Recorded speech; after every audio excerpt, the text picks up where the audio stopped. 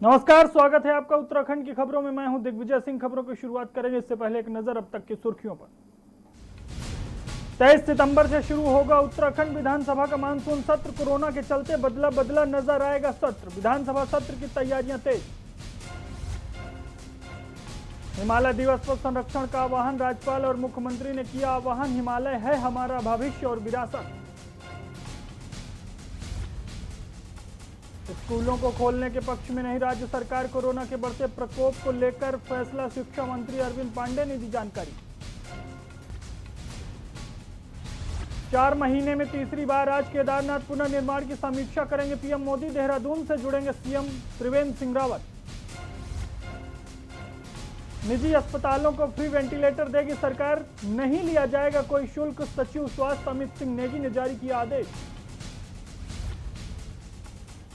प्रदेश में बढ़ती बेरोजगारी के खिलाफ उपवास करेंगे पूर्व मुख्यमंत्री हरीश रावत। 12 सितंबर को प्रदेशव्यापी प्रदर्शन करेगी कांग्रेस। आप देख रहे हैं के न्यूज, खबरों का सारथी। रुक करते हैं खबरों की ओर। 23 सितंबर से उत्तराखंड विधानसभा का मानसून सत्र शुरू होने जा रहा है, जिसको लेकर तैयारियां तेज हो गई हैं। मगर वहीं कोरोना की वजह से सत्र की तैयारियां खटाई में भी पड़ सकती हैं, जिसके चलते विधानसभा अध्यक्ष प्रेमचंद अग्रवाल और मुख्यमंत्री त्रिवेंद्र सिंह रावत विधानसभा में सदन परिसर का निरीक्षण करेंगे। वहीं इस बीच वर्चुअल सत्र के साथ उनका प्लान बी भी तैयार है।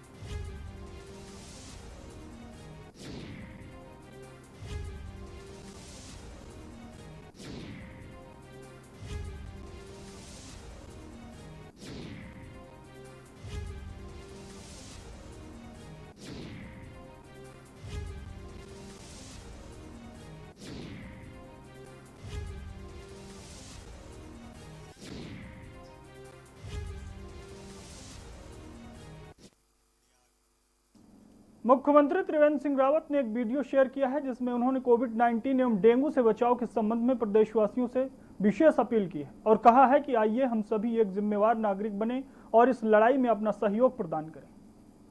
सम्मानित भाइयों बहनों, नमस्कार। पिछले दिनों से कोविड-19 के संक्रमण का तेजी से विस्तार हो रहा है। सरकार संक्रमण को रोकने के लिए भरसक प्रयास कर रही है। हमारे चिकित्सक और हमारे तमाम, चाहे पुलिसकर्मी हों, आशा वर्कर हों, आंगनबाड़ी वर्कर हों, वो लगातार जागरूकता के लिए कार्यक्रम कर रहे हैं। लेकिन कोविड-19 को रोकने के लिए हमारे सामूहिक प्रयास की आवश्यकता है। मैं देख रहा हूं कि हमें जो दूरी बनाकर रखना चाहिए, जिसको सामाजिक दूरी कहा गया, फिजिकल डिस्टेंस कहा गया, उसका हम पालन नहीं कर रहे हैं।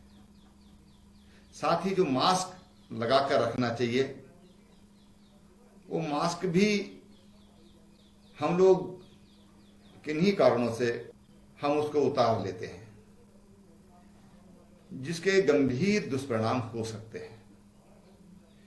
और इसलिए मेरी तमाम उत्तराखंड वासियों से निवेदन है, मेरी विनम्र प्रार्थना है कि हम लोग सामाजिक दूरी, कम से कम 2 गज की दूरी का हर समय हम लोग ख्याल रखें, मास्क लगाकर रखें और बार बार अपने हाथों को साबुन से धोना, ये हम अवश्य करें। यही एकमात्र हमारे पास महामंत्र है, जिससे हम कोविड-19 के संक्रमण को कुछ कम कर सकते हैं। मेरा आप सबसे विनम्र अनुरोध है कि आप सदैव जागरूक रहें और संक्रमण को रोकने में एक दूसरे का सहयोग करें। एक बात मुझे आपसे और कहनी है कि आजकल ही डेंगू का भी प्रभाव दिखाई देता है। यद्यपि इस बार हम काफी सतर्क हैं और अभी तक उसके ज्यादा उसका प्रभाव देखने को नहीं आ रहा है, लेकिन ये सितंबर माह ये डेंगू मच्छर के लिए भी अनुकूल होता है और इसलिए हम अपने घर के आसपास पानी इकट्ठा न होना दें। घरों में गमले हैं, हम कूलर का इस्तेमाल करते हैं या पुराने बर्तन हैं, कई बार उनमें पानी इकट्ठा रहता है, हम उसको इकट्ठा न होने दें। तो हम इस माह यानी सितंबर माह, अभी लगभग 20-22 दिन और हैं, अगर हम सतर्कता बरतें तो हम डेंगू के प्रकोप से भी बच सकते हैं। आप स्वस्थ रहें और सदैव जागरूक रहें। नैनीताल स्वच्छता दिवस 2020 जो कि 18 सितंबर को नगर पालिका के बैनर तले चलाया जाएगा। स्वच्छता अभियान को लेकर आयोजन कमेटी का एक शिष्टमंडल ने कुमाऊं आयुक्त अरविंद सिंह हग्यांकी के साथ बैठक की, जिसमें नैनीताल स्वच्छता दिवस 2020 पर विस्तार से चर्चा की गई, जिसमें कोविड को देखते हुए छोटी छोटी टुकड़ियों में उचित दूरी का ध्यान रखते हुए साफ सफाई अभियान चलाने और इस अभियान से बच्चों को जोड़ने के लिए एक ऑनलाइन चित्रकला प्रतियोगिता एवं ऑनलाइन विचार गोष्ठी भी आयोजित करने का फैसला लिया गया है। कुमाऊं आयुक्त द्वारा नगरपालिका और शिक्षा विभाग को स्वच्छता अभियान में सहयोग करते हुए स्वयं भी इस अभियान में भाग लेने की इच्छा व्यक्त की और नैनीताल के संपूर्ण नागरिकों को इस स्वच्छता दिवस में बढ़ चढ़कर हिस्सा लेने की अपील की। और आप वर्तमान में कोविड के रेफरेंस में तो और भी ज्यादा हो जाता है कि हम स्वच्छता पर विशेष ध्यान दें। इसलिए मैं अभी आह्वान करूंगा कि इस बार भी यद्यपि कोविड के नैनीताल का एक पुराना इतिहास रहा, एक परंपरा रही है, काफी वर्षों तक ये परंपरा का निर्वहन नैनीताल की जनता ने किया है कि 18 सितंबर को पूरे नगर के अंतर्गत स्वच्छता को समर्पित हम लोग करते रहे हैं, जिसके अंतर्गत अलग अलग मोहल्लों में अलग अलग लोगों के दलों के द्वारा लोगों के बीच में जाकर के उन्हें स्वच्छता के प्रति आगाह करना, सचेत करना, उनका पार्टिसिपेटरी मोड पर स्वच्छता के अभियान चलाना। अल्टीमेटली नैनीताल ताल के संरक्षण, उनके संवर्धन के अंतर्गत स्वच्छता का एक महत्वपूर्ण कारक तो है ही है। खबर रुद्रप्रयाग से है, जहां जिलाधिकारी वंदना सिंह भी अब टिहरी जिलाधिकारी मंगेश घिरडियाल और चमोली जिलाधिकारी स्वाति भदौरिया की राह पर चलने लगी। ग्रामीण इलाकों में जाकर जनता से मिल रही हैं और उनकी समस्याओं को सुन रही हैं। इसके साथ ही जिला कार्यालय में डीएम वंदना अधिकारियों की बैठक लेकर जल्द से जल्द जनता के कामों को रोकने के निर्देश दे रहे हैं। उनका व्यवहार जनता को पसंद आने लगा है। डीएम वंदना ने ग्राम मडमिल में जाकर फसल की कटाई की, उनकी यह तस्वीर सोशल मीडिया पर काफी पसंद की जा रही है और उनके कार्यों की तारीफ की जा रही है।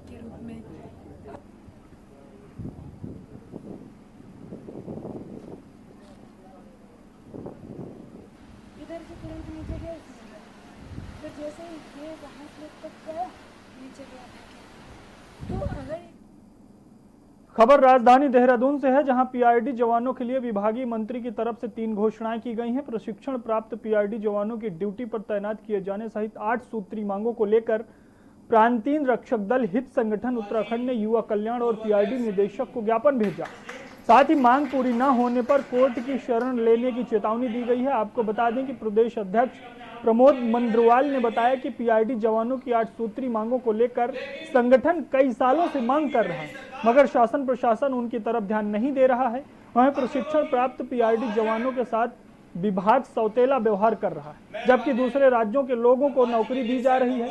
पीआरडी संगठन ने चेतावनी दी है कि अगर 1 महीने के अंदर उनकी मांगों पर कोई कार्रवाई नहीं हुई तो संगठन इसके लिए कोर्ट का दरवाजा खटखटाएगा।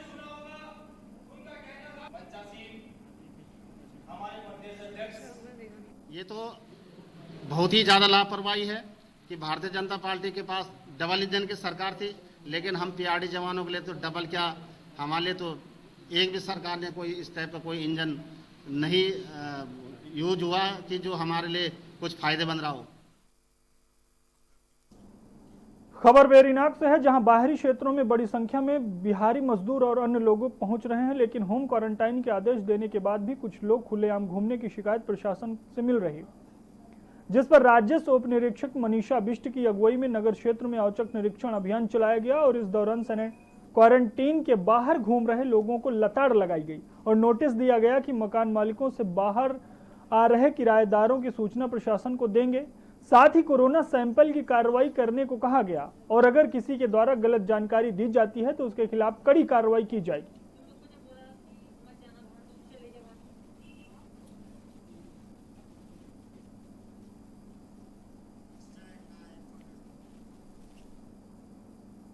केंद्र सरकार द्वारा जारी की गई शिक्षा नीति को लेकर अब विद्या भारती प्रचार प्रसार में लग गई है।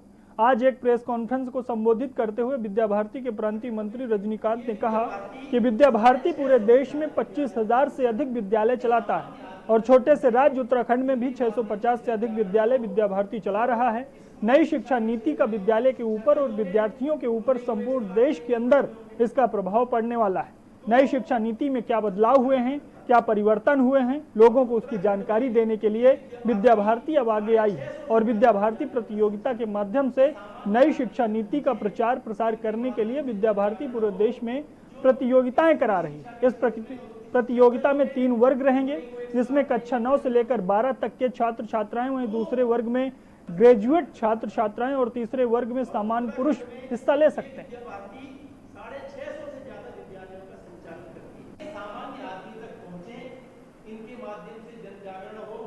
देखिए, विद्या भारती पूरे देश में 25,000 से ज़्यादा विद्यालय चलाता है और जो अपना छोटा सा राज्य है उत्तराखंड, इस उत्तराखंड में भी हम 650 से ज़्यादा विद्यालय चलाते हैं। निश्चित रूप से नई राष्ट्रीय शिक्षा नीति का इन विद्यालयों के ऊपर, विद्यार्थियों के ऊपर और संपूर्ण देश के ऊपर प्रभाव पड़ने वाला है।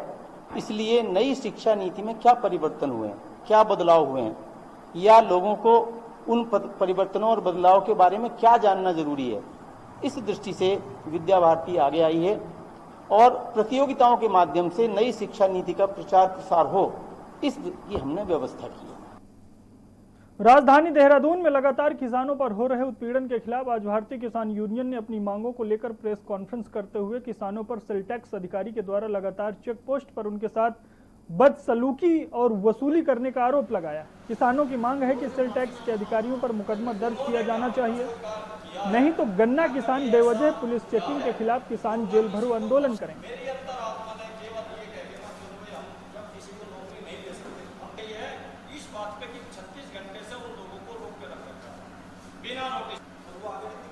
सरकार से आपके माध्यम से मांग करना चाहते हैं कि कोविड-19 की वजह से जनता भी परेशान है, हर व्यापारी परेशान है।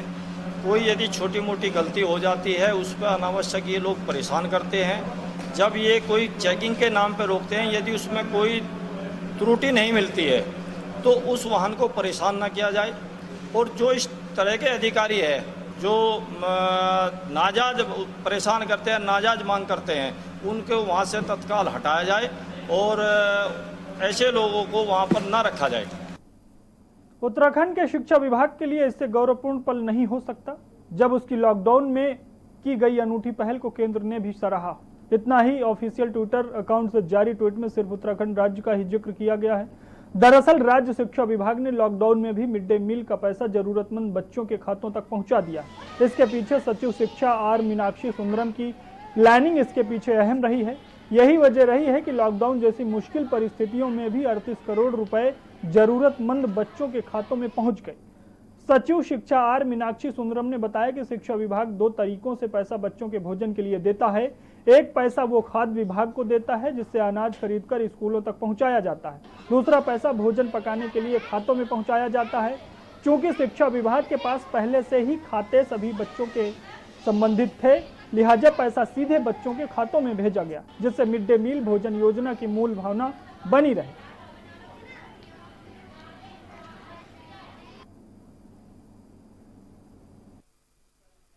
देखिए, जब लॉकडाउन हुआ था तो कई प्रकार की चीज़ों में लोगों को परेशानियां हो रही थी। उसमें एक ये है कि हम जब स्कूल खुला रहता है तो बच्चों को मध्याह्न भोजन देते हैं। मध्याह्न भोजन के 2 पर्पस होते हैं। एक तो पर्पस है कि जो ड्रॉप आउट रेट है वो कम हो जाए और बच्चे जो हैं लगातार शिक्षा लेते रहें, और उसका दूसरा पर्पस है कि जो कुपोषण है वो एड्रेस हो जाए। तो ऐसे में ये इश्यू आई थी। इवन माननीय सर्वोच्च न्यायालय में भी एक जनहित याचिका दायर हुई थी कि बच्चों को जो है मध्याह्न भोजन की व्यवस्था अनवरत होनी चाहिए। और यहाँ पर वक्त एक ब्रेक का है, ब्रेक के बाद जल्द हाजिर होता है।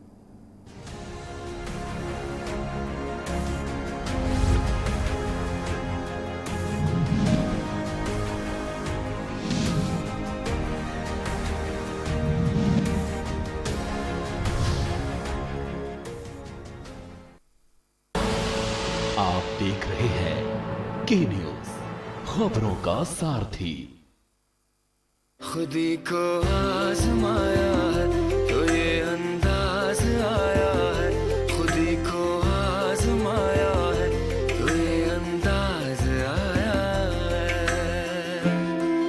तुम में भी मैं हूं, शुद्ध प्लस पान मसाला। सरकार को ताली और थाली की ही भाषा समझ में आती है।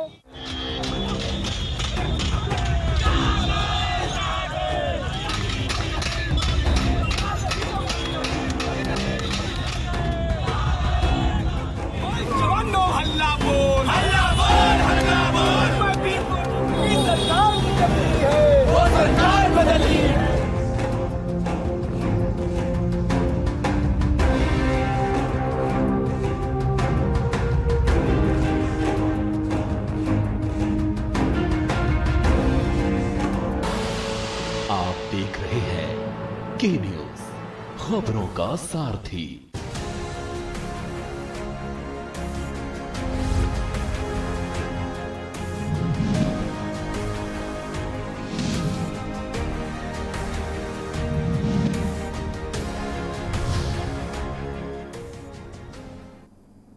ब्रेक के बाद आपका स्वागत है। खबरों में आगे बढ़ते हैं। सितारगंज में कांग्रेसी कार्यकर्ताओं ने गन्ना मूल भुगतान और सितारगंज चीनी मिल को एक फिर से खोलने और किसानों की अन्य समस्याओं को लेकर जिलाधिकारी के माध्यम से महामहिम राज्यपाल को ज्ञापन भेजा। वहीं कांग्रेसी कार्यकर्ताओं ने ज्ञापन देते हुए कहा कि कोरोना संक्रमण जैसी महामारी से किसान आर्थिक तंगी से गुजर रहे हैं, रोजगार बंद हो रहे हैं। किसानों ने सरकार को अपनी फसल बेची, लेकिन सरकार भुगतान नहीं कर रहा।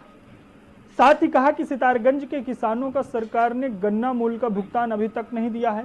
इससे किसानों की आर्थिक हालत बहुत खराब हो गई है। किसान कर्ज में डूब गए हैं। धान की फसल के लिए, खाद बीज के लिए बाजार से ऊंची ब्याज दरों पर कर्ज लेना पड़ रहा है। कांग्रेसी कार्यकर्ताओं ने सरकार से तत्काल किसानों का बकाया गन्ना मूल्य भुगतान करने के लिए मांग की और धान खरीद सरकारी क्रय केंद्रों के माध्यम से किए जाने और राइस मिल का आवंटन समय रहते किया जाने की मांग की।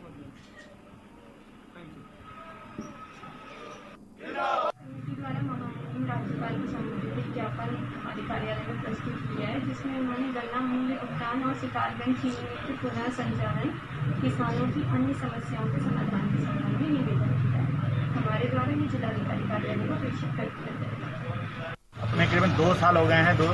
बीजेपी सरकार जब से आई, इन्होंने चीनी मिल बंद कर दी है, सितारगंज चीनी मिल बंद। इसके संबंध में हमने ज्ञापन दिया है कि पुनः चीनी मिल को दोबारा से चालू किया जाए, क्योंकि किसान जो है अपना गन्ना लेकर के दर दर भटकता रह रहा है। कोई गन्ना जैसे बाजपुर चीनी मिल को जहाँ से सप्लाई दे रहे हैं, कोई बेहड़ी को दे रहा है, वहाँ की चीनी मिलें भुगतान नहीं कर रही है, ना सरकार गन्ने का भुगतान कर रही है। उत्तराखंड में कोरोना संक्रमण के बढ़ते मामलों को देखते हुए राज्य सरकार फिलहाल स्कूलों को खोलने के पक्ष में नहीं है। शिक्षा मंत्री अरविंद पांडे ने कहा कि बच्चे भी सुरक्षित रहें और अभिभावकों के मन में भय न हो। इसे देखते हुए स्थिति सामान्य होने के बाद ही स्कूलों के मामले में सोच समझकर सरकार फैसला लेगी। केंद्र सरकार की नई गाइडलाइन आने के बाद राज्य की परिस्थितियों को केंद्र में रखकर ही कोई फैसला लिया जाएगा। शिक्षा मंत्री अरविंद पांडे ने कहा कि राज्य में जिस तरह से कोरोना के मामले आ रहे हैं, उससे हर कोई चिंतित है। ऐसे में बच्चों के स्वास्थ्य पर कोई आंच न आए, यह सरकार का कर्तव्य है। साथ ही उन्होंने कहा कि कोरोना के मामले बढ़े जरूर हैं, मगर सरकार के प्रयासों से स्थिति नियंत्रण में है। लिहाजा स्थिति सुधरने के बाद ही स्कूलों के बारे में कोई फैसला लिया जाएगा।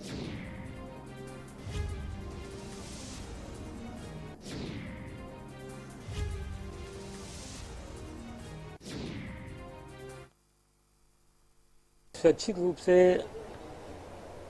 अभी स्कूल नहीं चलेगा जब तक ये कोई स्पष्ट दिशा निर्देश नहीं आएगा, और सामूहिक रूप से सभी बच्चों के लिए जब तक हमारे शिक्षकों की व्यवस्था ना हो और सभी बच्चे एक साथ ना आए, चाहे हम सोशल डिस्टेंसिंग के माध्यम से बैठाएं, स्पष्ट निर्देश के पश्चात ही हम बड़े बच्चों को भी स्कूल लगाएंगे। डोईवाला कोतवाली के विस्थापित क्षेत्र अठूरवाला में 70 साल की बुजुर्ग महिला की हत्या का मामला सामने आया है, जिसको लेकर क्षेत्र में डर का माहौल बना हुआ है। आपको बता दें कि सुनार गांव में पिछले 5 साल से 70 साल की महिला मकान बनाकर अकेले ही रह रही थी। वहीं पड़ोस के लोगों ने जब महिला को आवाज लगाई तो घर के अंदर से कोई आवाज नहीं आई।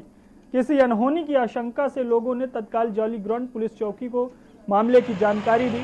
घटना की जानकारी मिलते ही कोतवाल सूर्यभूषण नेगी के साथ सभी पुलिस चौकी के अधिकारी और पुलिसकर्मी घटनास्थल पर पहुंच गए। पुलिस ने घर के अंदर जाकर देखा तो महिला मृत अवस्था में थी और हाथ बंधे हुए थे। वहीं पुलिस ने शव को कब्जे में लेकर पोस्टमार्टम के लिए भेज दिया और पूरे मामले की जांच में जुट गई।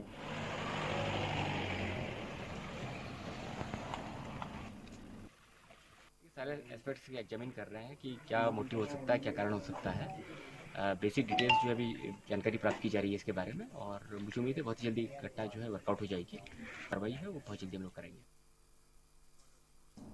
दुनिया भर के पर्यटकों के लिए सरोवर नगरी नैनीताल आकर्षण का केंद्र रही है। पर्यटक सीजन के अलावा साल भर देश दुनिया के सैलानियों की आमद बड़ी को देखते हुए जिलाधिकारी सविन बंसल ने शहर स्थित मेट्रोपोल परिसर में व्यवस्थित पार्किंग निर्माण के लिए मौका मुआयना कर संबंधित विभागीय अधिकारियों से पार्किंग निर्माण के लिए प्रस्तावित भावी कार्य योजना की जानकारी ली। उन्होंने लोक निर्माण विभाग के इंजीनियरों को निर्देश दिए कि भावी कार्य योजना में परिसर को स्थिर और व्यवस्थित पार्किंग स्थल के रूप में विकसित किया जाए। पार्किंग स्थल की सुंदरता पर विशेष ध्यान दिया जाए। उन्होंने मेट्रोपोल पार्किंग को इलेक्ट्रॉनिक टिकटिंग, ऑटोमेटिक बैरियर सहित आधुनिकतम तकनीकी से युक्त पार्किंग स्थल के रूप में विकसित करने के निर्देश दिए।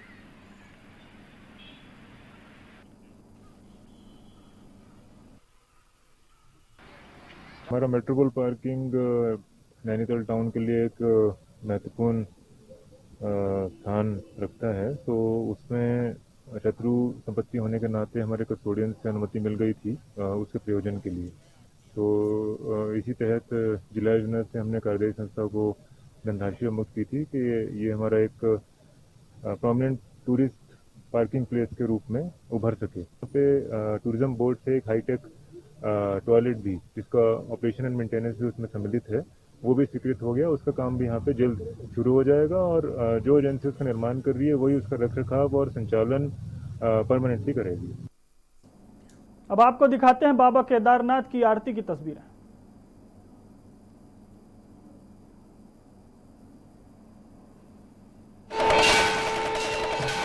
बाबा केदारनाथ की आरती हो रही है। लाइव तस्वीरें आप देख रहे हैं। डेली की तरह सायंकाल आरती हो रही है बाबा केदारनाथ की।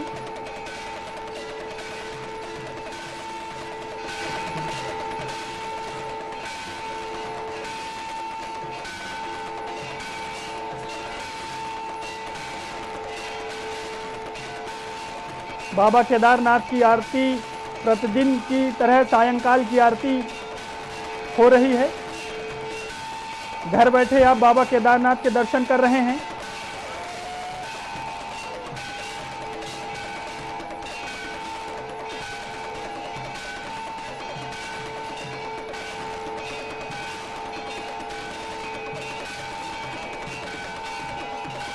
के न्यूज आपको घर बैठे बाबा केदारनाथ के दर्शन करा रहा है। लाइव तस्वीरें आप बाबा केदारनाथ की आरती की देख रहे हैं।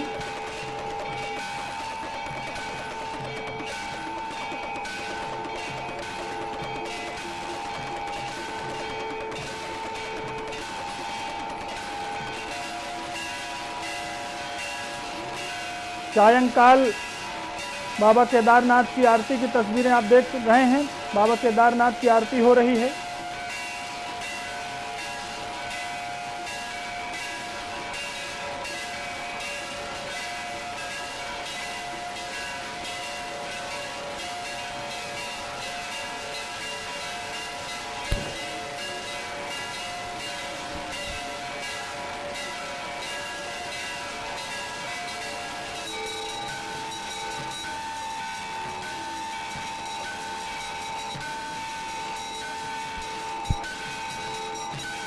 बाबा केदारनाथ की आरती की तस्वीरें आप देख रहे हैं।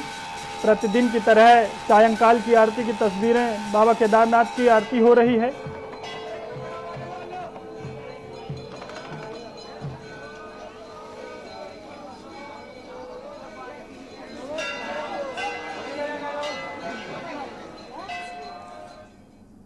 देवभूमि उत्तराखंड की खबरों में फिलहाल इतना ही। आप देखते रहिए के न्यूज। नमस्कार।